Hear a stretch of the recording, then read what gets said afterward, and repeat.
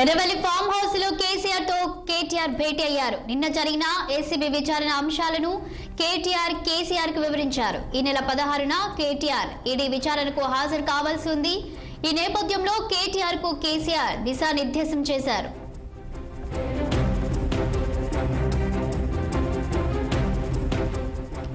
ఇదే అంశంపై మరింత సమాచారం మా political bureau chief Ram live లో అందిస్తారు.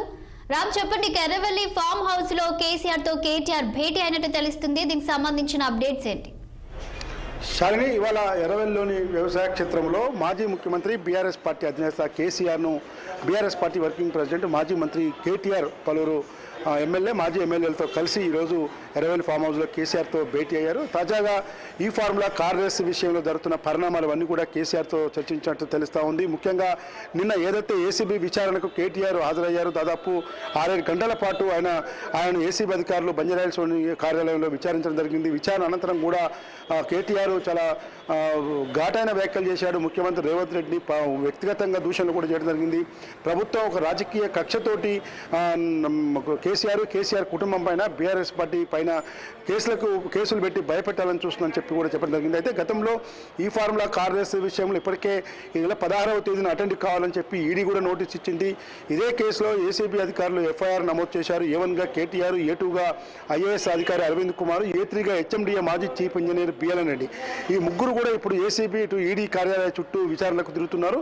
రేపు 16వ తేదీన సంక్రాంతి పండుగ తర్వాత 16వ తేదీన కేటీఆర్ ఈడీ విచారణకు కూడా హాజరు కావాల్సి ఉంది. అయితే ఈడీ విచారణకు హాజరయ్యే కంటే ముందు నిన్న ఏసీబీ విచారణకు హాజరయ్యారు. ఏసీబీ విచారణలో పలు ప్రశ్నలు సంధించినప్పటికీ కేటీఆర్ మళ్ళీ వాళ్లకు కౌంటర్గా సమాధానాలు చెప్పినట్టు తెలుస్తూ ఉంది.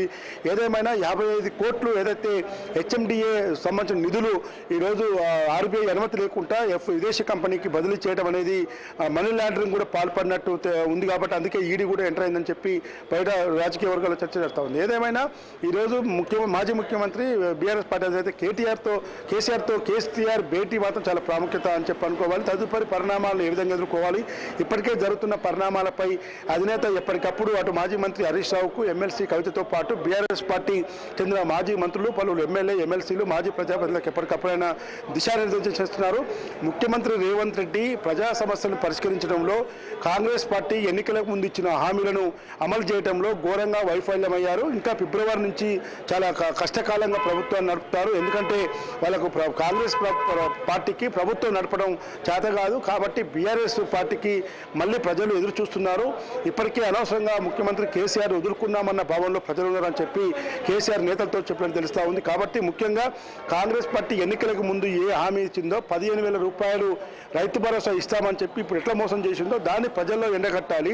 రుణమాఫీ అమలు చేయడంలో కానీ, తర్వాత సన్నడ్లకు బోనస్ ఇవ్వటం కానీ, రైతు భరోసా ఇవ్వటం కానీ, ఇవన్నీ అంశాలు కూడా ఈరోజు రైతు సంక్షేమం కోసం కాంగ్రెస్ పార్టీ ఎప్పుడు కూడా పోరాడలేదు, భవిష్యత్తులో కూడా పోరాడదు అని చెప్పి చెప్పడం జరుగుతుంది. కాబట్టి రేవంత్ రెడ్డి వేసే ట్రాప్లో మనం ఎవరు కూడా పడవద్దు. ప్రజా సమస్యలను, తర్వాత 100 రోజుల్లో 6 గ్యారంటీల అమలు విషయాలు, ఈ రైతు భరోసా పథకాన్ని ప్రజల్లోకి తీసుకెళ్లాలి. రైతుల సంక్షేమం కోసం బీఆర్ఎస్ పార్టీ మొదటి నుంచి కూడా నిలబడ్డది. ఇప్పుడు కూడా రైతు సంక్షేమం కోసమే నిలబడాలని చెప్పి ఈరోజు కేటీఆర్తో పాటు హరీష్ రావు, ఇతర మాజీ మంత్రులు అందరూ కూడా దిశానిర్దేశం చేస్తూ ఇవాళ భేటీలో కూడా ఈ వైపు ఫార్ములా ఈ కార్ రేస్ విషయంతో పాటు కాళేశ్వరం కమిషన్ పైన ఇప్పటికే PC ఘోష్ ఆధ్వర్యంలో కమిషన్ నియమించింది. గత కొద్ది రోజులుగా హైదరాబాద్లో ఆ కమిషను ప్రస్తుత IAS అధికారులు, మాజీ IAS అధికారులతో పాటు జలవనరుల శాఖ అధికారులందరూ కూడా విచారిస్తూ ఉంది. భవిష్యత్తులో హరీష్ రావును, కేసీఆర్ను కూడా పిలుస్తారని చెప్పి పిలుస్తారని చెప్పి తెలుస్తూ ఉంది. ఇప్పటికే లిక్కర్ స్కామ్ కేసులో కవిత తిహార్ జైల్లో జైలుకు వెళ్ళి 6 నెలల పాటు జైల్లో ఉండి ఈరోజు బయటకు వచ్చింది.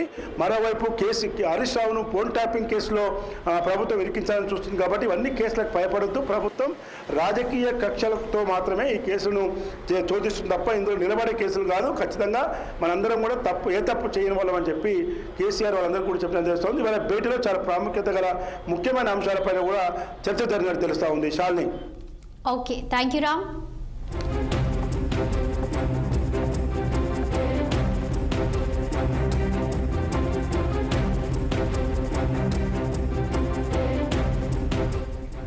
ఎర్రవల్లి ఫామ్ హౌస్ లో కేసీఆర్ తో కేటీఆర్ భేటీ అయ్యారు. నిన్న జరిగిన ఏసీబీ విచారణ అంశాలను కేసీఆర్ కు వివరించారు. ఈ నెల 16న కేటీఆర్ ఈడీ విచారణకు హాజరు కావాల్సి ఉంది. ఈ నేపథ్యంలో కేటీఆర్ కు కేసీఆర్ దిశానిర్దేశం చేశారు.